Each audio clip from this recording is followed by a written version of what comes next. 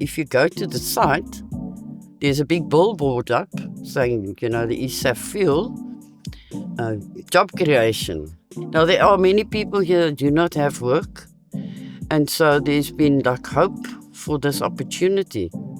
But as we delve in deeper, it doesn't look like there's going to be much opportunity for the local people, because they will be looking at more skilled people, and the construction phase, when that is finished, the people that have work in this process will not have work anymore.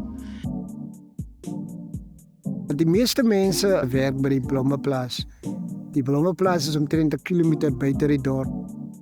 En die grootste bekommernis is as die nuwe projek gaan begin, die nuwe maatskappy. Ons weet nie wat 'n impak dit gaan hê op die plaas nie. En dan is daar ook die heuningwerkers. Hulle het die water nodig, die grond. Ons weet nie wat kan gebeur nie. As baie bekommernisse rondom alles.